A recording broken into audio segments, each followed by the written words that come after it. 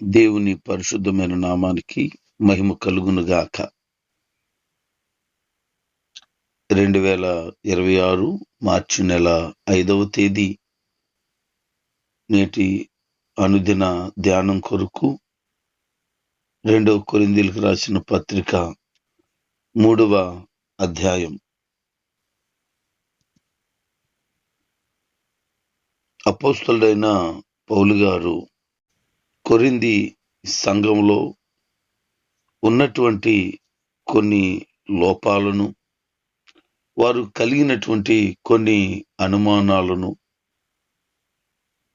అంత మాత్రమే కాక వారు ఆత్మీయంగా బలపరచబడాలని ఉద్దేశం కలిగి మరికొన్ని ప్రాముఖ్యమైన సంగతులను తెలియచేస్తూ ఉన్నారు. వారికి కలిగిన కొన్ని ప్రశ్నలకు జవాబును ఇవ్వడానికి ఆయన సిద్ధపడ్డారు. పరోక్షంగా ఆయన దూరంగా ఉన్నా వారి మధ్యలోనే ఉన్నాను అనే ఒక ఉన్నతమైన భావం, మనసు కలిగి వారికి ఈ విషయాలన్నీ తేటతెల్లం చేస్తూ ఉన్నారు. కొన్ని సందర్భాల్లో కొంతమంది కొరకు సిఫారసు చేస్తూ ఉత్తరాలు రాస్తాం. కొన్ని విషయాలు చెప్పడానికి లేఖలను ఖచ్చితంగా రాస్తాం. అయితే ఆయన ఉద్దేశం ఏంటి అనంటే, మేము ప్రభువులో కలిగి ఉన్నటువంటిది ఏదైతే ఉందో దాన్ని మేము కంటిన్యూమే కలిగి ఉన్నాం.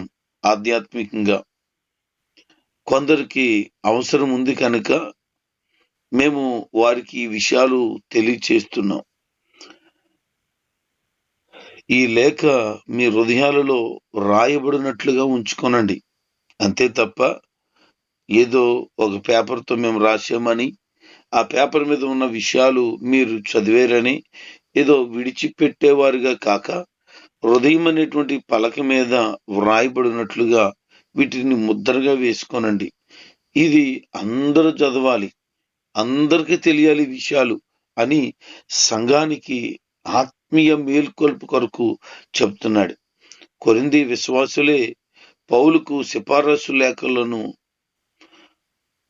వ్రాయడం కాదు, వాళ్లే సిఫారసు లెటర్లుగా ఉన్నారు అని వారిని ఒక ఉత్తరంగా ఆయన భావిస్తూ ఈ విషయాలు మాట్లాడుతున్నాడు.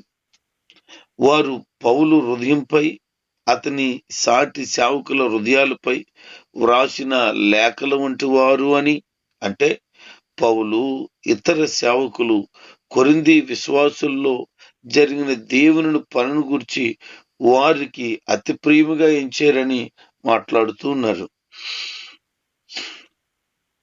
వారు బయటికి కనిపించకుండా హృదయాంతరంగాల్లో ఉన్నటువంటి ఉత్తరాలు లాంటి వారు అని, ఎవరైనా చదవగలిగిన లేఖ అది బహిరంగంగా ఉంటే మీరు మాత్రం మా హృదయంలో చదవగలిగిన వారుగా ఉన్నారు అని. ఈ ఉత్తరం ఎలాంటి వారు అంటే క్రీస్తు చేత రాయించబడిన ఉత్తరాలు అని ఆయన మాట్లాడుతున్నాడు. అమూల్యంగా సంఘాన్ని పోల్చుచూ ఉన్నాడు. చాలా మంది సంఘాన్ని చాలా చీప్గా మాట్లాడతారు. ఒక దినాన్న సేవకుల మీటింగ్కి వెళ్ళాను. ఒక ఆయన వాక్యం చెబుతూ, విశ్వాసులంటే గేదెలు లాంటోళ్ళు, పాలు పిండినంత వస్తుంది, అలాగే మనం ఎంత చెబితే అంత అని అలాగున గేదెలను పోల్చి మాట్లాడాడు. మధ్యలో చిన్న బ్రేక్ దొరికింది మాకు మాట్లాడడానికి, లంచ్ బ్రేక్. అప్పుడు వాక్యం చెప్పిన ఆయన దగ్గరికి వెళ్ళాను. పాస్టర్ గారు గేదెలతో పోల్చారు విశ్వాసుల్ని, పాలు పితికినంత వస్తుంది అని చెప్పారు. మరీ ఎక్కువ పిండితే రక్తం వస్తుందండి, ఎక్కువ పిండకండి. పాలు 1 లీటర్లో 2 లీటర్లో దాని కెపాసిటీ ఉంటుంది, దానికి మించి పిండితే ప్రాబ్లం అవుతుంది. అలాగే విశ్వాసులకి ఆత్మీయంగా ఎదుగుదల కొరకు చెప్తే మనమేమి వాళ్ళు రద్దించి పిండవసరం లేదు, వారు దేవుని కొరకు ప్రయోజనకరంగా ఉంటారు అని చెప్పాను. ఆయన చాలా సీరియస్ గా చూశాడు. నాకే నువ్వు కౌంటర్ వేస్తున్నావా అని. మళ్ళీ చెప్పాను, వాళ్ళ గేదెలు కాదండి, వారిని దేవుడు పశువులతో పోల్చలేదు, గొర్రెలతో, సాధు జీవులతో పోల్చాడు. ఆయన గొర్రె పిల్లట. గుర్తుపెట్టుకోండి, ఇంకెప్పుడు ఇలాంటి పనికిమాలిన మాటలు మాట్లాడొద్దన్నాను. చాలా సీరియస్ అయిపోయినట్టు చూశాడు. వాస్తవం చెప్పాను కదా, మండి ఉంటది బాగా. పౌలు గారు ఏమంటున్నారు? మీరు మాకు ఉత్తరాలు లాంటి వాళ్ళు అంటాడు. యేసుప్రభు వారు ఏమంటున్నారు? త్రోవ తప్పిపోయిన గొర్రెలు మీరు, నా గొర్రెలు, చిన్న గొర్రెలు అంటున్నాడు. పేతురు గారు కూడా యేసుప్రభు వారు చెబుతూ, నా గొర్రెలను కాయి, నా గొర్రె పిల్లలను కాయి అన్నాడే తప్ప గేదెల్లో, ఆవుల్లో, ఇతరమైన జంతువులతో, పక్షులతో పోల్చలేదు ఆయన. చాలా ఏమీ తెలియని అమాయకత్వపు గొర్రెలను, అనగా గొర్రెల కాపరిని మాత్రమే వెంబడించేటువంటి వారితో పోల్చాడు. కనీసం మేకలతో కూడా పోల్చలేదు. అంత శ్రేష్టంగా పోల్చాడు. పౌలు గారు ఏమంటున్నట్టే, మీరు మాకు ఉత్తరాలు లాంటి వాళ్ళు. ఎందుకనంటే మీరు క్రీస్తు రాసిన ఉత్తరాలు, మీరు మామూలు కాదు. అంటే దేవుని కొరకు వారు ఎలా ఉన్నారట, ఇతరులు చదవగలిగితే వారి జీవితాలు ఎలాగున్నాయో ఇతరులు గమనించగలుగుతారు. వీళ్ళ జీవితాలు ఇతరులకు మాదిరికరంగా, ఇతరులకు ప్రోత్సాహకరంగా, ఇతరులకు దీవెనకరంగా ఉన్నాయి అని మాట్లాడుతున్నాడు. ప్రతి విశ్వాసి ఒక ఉత్తరం అయితే, ఎదుటోళ్ళు వాళ్ళని చూసినప్పుడు, అంటే చదివినప్పుడు వారి జీవితాలు అమూల్యమైన విషయాలు బయటకు వస్తాయి అని మాట్లాడుతున్నాడు. వాస్తవానికి కొరింథీ సంఘంలో చాలా అనైక్యత ఉంది, అవిధేయత ఉంది, తిరుగుబాటు స్వభావం ఉంది, రకరకాలైనటువంటి గలిబిలులు ఉన్నాయి. కానీ పౌలు గారు ఏమంటున్నారంటే, వాటన్నిటినీ పక్కన పెట్టి మీరు ఎలాంటి వారు అని దేవుడు కోరుకుంటున్నాడంటే, ఒక ఉత్తరం లాంటి వాళ్ళు అని. మిమ్మల్ని చదివితే ఇతరులకు ప్రయోజనకరంగా, ఆనందకరంగా ఉంటారు అని. ఇప్పుడు వీళ్ళు ఏమవుతున్నారు ఆ మాటలు విని అంటే, సరిచేయబడాలి అనే ఉద్దేశం. వారు ఆత్మ సంబంధంగా క్రీస్తుకి దగ్గర అవుతారు ఇప్పుడు అని చెప్తూ, మిమ్మల్ని బట్టి, మేము చేస్తున్న ఈ పరిచర్యను బట్టి దేవుని ఆత్మ సంబంధంగా మేము మిమ్మల్ని చూసినప్పుడు మీ మీద మాకు అలాంటి నమ్మకం కలిగింది. ఆత్మ సంబంధంగా దేవుడు తనను వాడుకుంటున్న విధానంలో వారు ఎంత అమూల్యంగా మార్చబడుతున్నారనే ఒక నిశ్చయతతో ఈ విషయాలు చెబుతున్నాడు. ఇంకా అంటాడు, మేమేదో సాధించామని మేము చెప్పటానికి సమర్థులమని మేము మాట్లాడటం లేదు, కానీ మా సామర్థ్యం ఏదైతే ఉందో అది దేవుని వల్ల కలిగింది. దేవుడు పిలిచిన సామర్థ్యాన్ని ఇచ్చిన పక్షంలో ఈ పని ఎవరికైనా అసాధ్యమైనంత కష్టతరమే. ఈ పనిలో పౌలుకున్నటువంటి నిబ్బరం తన సామర్థ్యాలను బట్టి కలిగింది కాదని, తాను చేస్తున్నదంతా కూడా దేవుడే జరిగిస్తున్నాడని అతను మాట్లాడుతూ ఉన్నాడు. అంటే ఆయన ఉద్దేశం ఏంటి అనంటే, వీళ్ళను ఆధ్యాత్మికంగా మలచడంలో దేవుడు సామర్థ్యం అనుగ్రహించి వాళ్ళందరినీ కూడా క్రీస్తుకు దగ్గర చేసేటట్లుగా మేము మలచబడి ఉన్నాము అని మాటలు చెబుతున్నాడు. నిజమే, దేవుడు సామర్థ్యం ఇవ్వకపోతే లోకంలో ఇష్టం వచ్చినట్లు బ్రతుకుతున్న జీవితాలను, ఆ లోక సంబంధమైన వాటన్నిటినీ విడిచిపెట్టి క్రీస్తు కోసం బ్రతుకుతాం. ఈ లోకాన్ని విడిచిపెడితే పరలోకంలో ఉంటాం. కాబట్టి ఆ పరలోకం కోసం బ్రతుకుదామనే ఒక పరిపూర్ణమైనటువంటి హృదయాలు, దేవునికి సమర్పించుకోగలిగిన త్యాగపూరితమైన మనసులు కలిగి ఉండేటట్లుగా చేయడం సామాన్యమైన పని కాదు, బహు కష్టతరం. అందుకనే ఒకరిని అగ్నిలో లాగినట్లు అని చెప్తారు. ఒక వ్యక్తి లోకంలో ఉన్నవాడు క్రీస్తుని వెంబడించగలిగితే ఆ వ్యక్తి ఏమవుతున్నాడట, అగ్నిలో నుంచి లాగబడినట్లు ఉంటాడట. ఇది సామాన్యమైన విషయమా? ఒకప్పుడు మీరు ఆలోచన చేయండి, మీ జీవితాలు ఎలా ఉన్నాయి? లోకంలో నీ స్థితి ఏంటి? అందరూ మీ గురించి ఏం చెప్పుకునేవాళ్ళు? అందరూ మీ గురించి ఏమని మాట్లాడేవారు? అసలు మీ స్వభావాలు ఎలా ఉండేవి? మీ మనస్తత్వాలు ఎలా ఉన్నాయి? మీ గుణగణాలు ఎలా ఉండేవి? ఇంతకుముందు మీ మాటలు ఎలా ఉండేవి? ఇంతకుముందు మీ ప్రవర్తన ఎలా ఉంది? ఇప్పటికి ఆలోచన చేయండి. అప్పటికిప్పటికి మీ పోలిక చూసుకోండి. నేనేమి చెప్పనవసరం లేదు, మీరేమి చెప్పనవసరం లేదు. మిమ్మల్ని చూసిన ఇతరులే సాక్ష్యాలు చెప్తున్నారు. ఇంతకు ముందు మీ వ్యవహారాలు కానీ, మీ మాటల విధానాలు కానీ, మీ జీవిత విధానం కానీ, మీ ప్రవర్తన కానీ, మీ వ్యవహారాలు లేకపోతే వ్యాపారాలు కానీ ఎంత మీకే బాధ కలిగించేవిగా ఉన్నాయి, అసహ్యతను పుట్టించాయి. కానీ ఈరోజు ఒక అమూల్యమైన ముత్యాలుగా మార్చబడ్డారు. 10 మంది మిమ్మల్ని చూసినప్పుడు ఒక ఆదర్శవంతమైన వ్యక్తులుగా కనబడుతున్నారు. ఒకప్పుడు మీ కుటుంబపు వ్యవహారం, గొడవలు, మీరు కలిగిన శారీరక సంబంధాలు అన్ని కట్ అయిపోయి నీతి, పరిశుద్ధత, యథార్థత, దైవ భయము, దైవ భక్తి కలిగిన వారిగా మార్చబడ్డారు. ఈ ధన్యత ఎంత అమూల్యమైనది చూడండి. ఇంకా కనుక మీరు లోకంలో ఉండుంటే మీరు ఏమై ఉండుదురు ఒకసారి ఆలోచన చేయండి. కానీ ప్రభు ఏం చేశాడంటే ఆయన స్వరక్తం ఇచ్చి సంపాదించుకున్నాడు, మిమ్మల్ని అమూల్యమైన ముత్యములుగా మార్చేశాడు. దాన్ని బట్టి దేవునికి మహిమ కలుగును గాక. మిమ్మల్ని చూసినప్పుడు ఇతరులు ఈమెలాగా నేను మారాలా, ఇతరులాగా నేను ఉండాలని చెప్పుకునేటట్లుగా మీ జీవితాలు మార్పులోనికి వచ్చాయి. ఇది దేవుడు అనుగ్రహించిన గొప్ప ధన్యత. నన్ను నేను కొన్ని పర్యాయాలు ఆలోచన చేసుకున్నప్పుడు నేను ఇలాగనుకుంటాను, నేను 10th ఫెయిల్ అయిపోయిన తర్వాత నన్ను మా నాన్నగారు బైబిల్ ట్రైనింగ్ పంపించారు. ఒకవేళ నేను 10th పాస్ అయ్యి కాలేజీకి వెళ్ళి చదువు ఉండుంటే ఏంటి సంగతి అని ఆలోచన చేశాను. ఇక ఆలోచన చేయవసరం లేదు, ఇక నా గురించి అందరూ ఏమేమి చెప్పుకుందరో అని ఊహించుకుంటే బాధ అనిపించింది. నేను 10th ఫెయిల్ అయిపోవడమే మంచిదయింది అని అనిపించింది నాకు.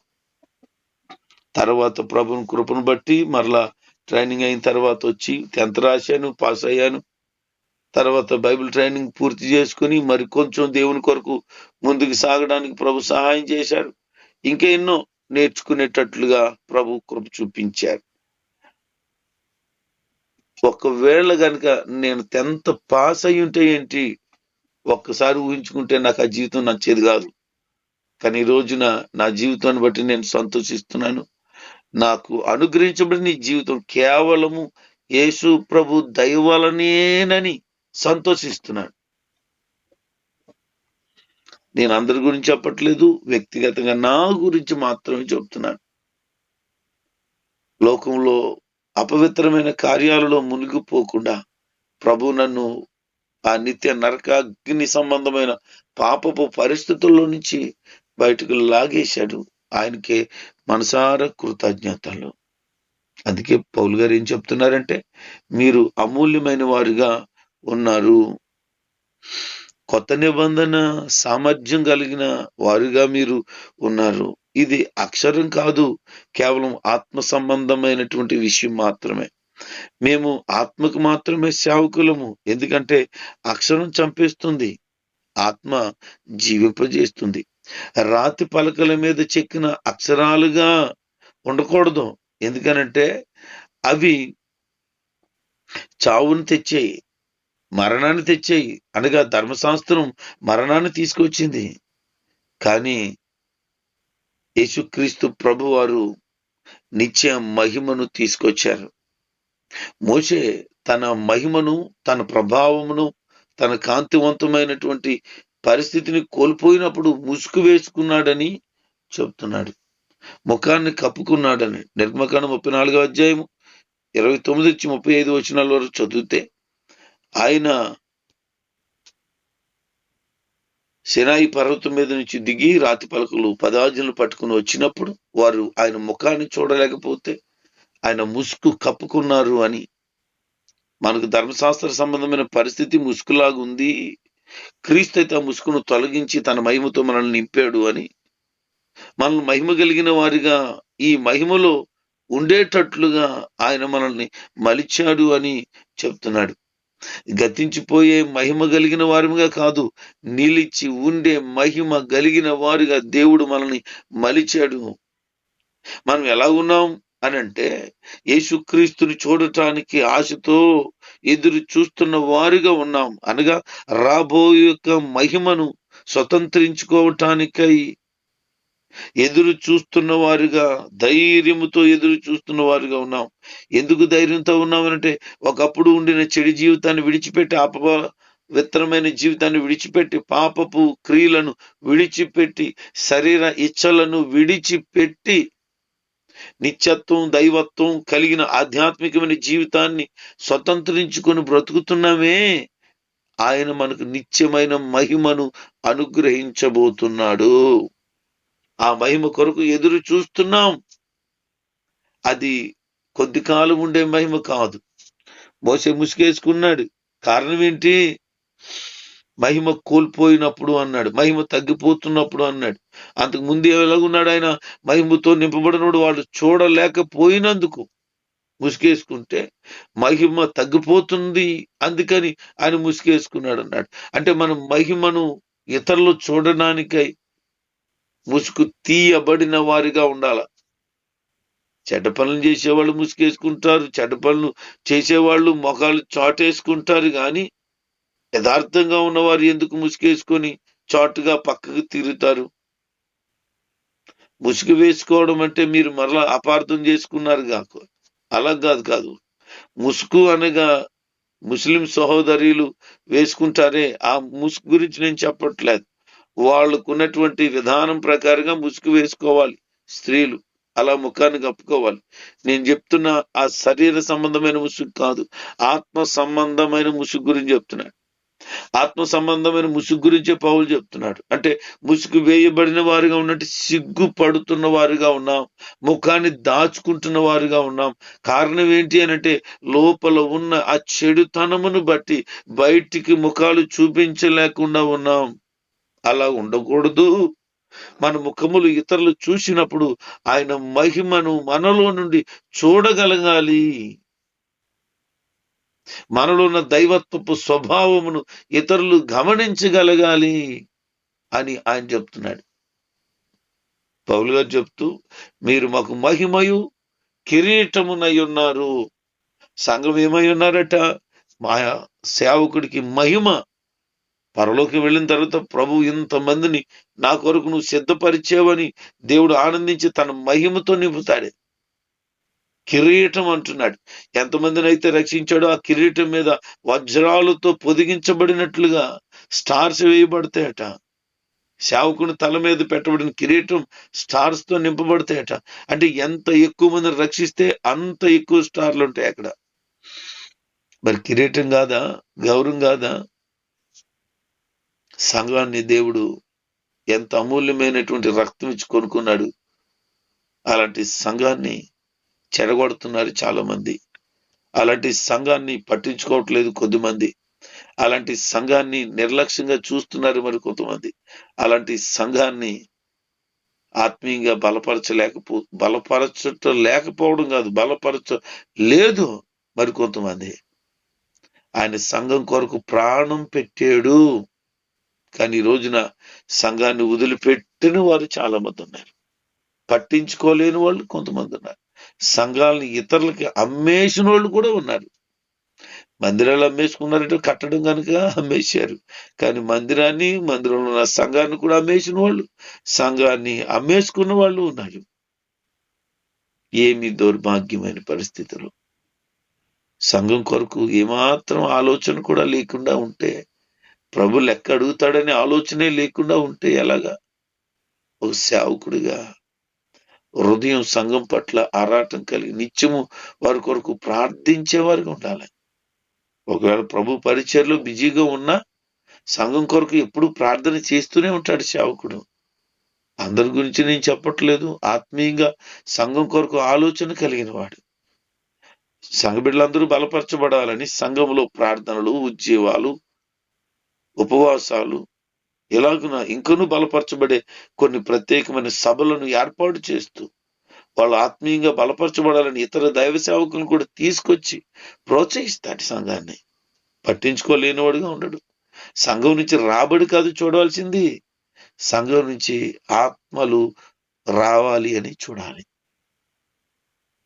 యెషయా గ్రంథంలో ప్రభు చెప్తారు, మీరు సంఘాన్ని పట్టించుకోలేదు, మీరు చెడ్డ కాపరులు, వాటిని పై వరకు తీసుకెళ్లి కొండ మీద వదిలేశారు, పాపం వాటి దారి తప్పిపోయారు, ఎక్కడికి వెళ్ళాలి, ఎలాగెళ్ళాలి, ఎలా దిగాలో తెలియటం లేదు. అలాంటి పనికి మాలిన కాపరులకు శ్రమ అంటున్నాడు. సంఘాన్ని పట్టించుకోకపోతే ఎలాగూ, వారి ఆత్మీయ స్థితిని గమనించకపోతే ఎలాగూ, వారు ఎంతెంత ఆత్మీయంగా ఎదుగుతున్నారో, ఎంతవరకు ఎదిగారో అని గమనించుకోకపోతే ఎలాగునా? ఎందుకు ఈ ఉదయకాలపు ప్రత్యేక ప్రార్థన ఏర్పాటు చేశాను తెలుసా? సంఘ బిడ్డలందరూ కూడా పెద్దల కాడే మొదటి గడియ దేవుని సన్నిధిలో గడపాలని మాత్రమే. ఎంతో శరీరం అలసిపోయినా, రాత్రంతా ఎక్కడికో మీటింగ్ వెళ్ళి వచ్చినా, నిద్ర సరిపోకపోయినా, శరీరం బహు బలహీనంగా ఉన్నా, ఎందుకు ఈ కాన్ఫరెన్స్ ఏర్పాటు చేసాం తెలుసా? మీరు ఆత్మీయంగా బలపరచబడాలని ఒకే ఉద్దేశం మాత్రమే. కొద్దిమంది లేవటం లేదు, ఉదయకాలపు ప్రార్థన లేదు, వ్యక్తిగతంగా వాక్య ధ్యానం లేదు. కనుక ఒక అధ్యాయం ధ్యానం చేసి ఈ మాటలు బిడ్డలకు చెప్పగలిగితే, వారు బలపరచబడగలిగితే, ప్రభుకి దగ్గర అవ్వగలుగుతారు. కొన్ని విషయాలు ప్రభు సన్నిధిలో ఏకోపించి ప్రార్థన చేయగలిగితే దైవికమైన మనసు కలిగి ఉంటారు అని ఒక ఉద్దేశం. సంఘం బలపరచబడాలి, దేవునికి దగ్గర అవ్వాలి. సంఘం కొరకు యేసు ప్రభు వారు ప్రాణమే పెడితే అలసిపోయిన ప్రాణాన్ని బలపరచడానికి కొంచెం బలపరుచుకొని బిడ్డలను బలపరచడానికి ప్రయత్నం చేయకూడదా అని అనిపించింది నాకు. అందుకే మీరు ఆత్మీయంగా బలపరచబడి ప్రభు రాకడకు సిద్ధపడాలి. ఆత్మ సంబంధమైన వారిమై మనం ఉండగలిగితే, ప్రభువే ఆత్మ ఉన్నాడు గనక ఆ ఆత్మ ఎక్కడుంటుందో ఆత్మ స్వాతంత్రాన్ని మనకి అనుగ్రహిస్తుంది. మనం ముసుగు వేసుకున్న వారుగా కాక మహిమ కలిగిన వారిగా, ఆ మహిమ ప్రతిబింబింప చేసేవారిగా, అంత మాత్రమే కాదు, మహిమ నుండి అధిక మహిమలోనికి వెళ్ళేవారిగా ఉంటాము. ఎలా మార్చబడతాం? ప్రభు యొక్క పోలికగా మారిపోతాం. విశ్వాసులంతా ఇప్పుడు క్రీస్తులో దేవుని మహిమ పొందుకుంటూ ఉండాలి. అంటే వారికి దాన్ని కొంతవరకు ఆధ్యాత్మికంగా అర్థం చేసుకోగలరు. వారికి మనసులో జ్ఞానోదయం ఉండాలి. అద్దంలో చూస్తున్నట్లుగా వారి ఆధ్యాత్మికమైన జీవితాలు ఇతరులు చూడగలగాలి. వాళ్ళలో మార్పు కలిగి దైవకమైనటువంటి పోలికను సొంతం చేసుకుని దేవునికి దగ్గర పెట్టేట్లుగా ఉండాలి. మనము క్రీస్తు యొక్క మహిమయ ఉన్నాము కనుక అంతరంగ స్వభావము, అంతరంగకు గుణగణాలు, దైవత్వాన్ని కలిగి ఉంటే అది బాహ్యంగా ప్రజలు గుర్తించగలుగుతారు. అట్టి దైవికమైన మనసు కలిగి క్రీస్తును పోలి కడవరకు అనగా మన మరణం వరకు, ప్రభు రాకడ వరకు సిద్ధపడుతూ ప్రభు రాకడలో ఎత్తబడే ధన్యతను పొందుకుందాం. ప్రభు రాకడ కొరకు ఎదురు చూస్తూ ప్రభులో సాగిపోదాం. మహిమ నుండి అధిక మహిమలోనికి వెళ్దాం. ప్రభు మాటలను మన వెనుకట్లో దీవించును గాక. ఆమేన్.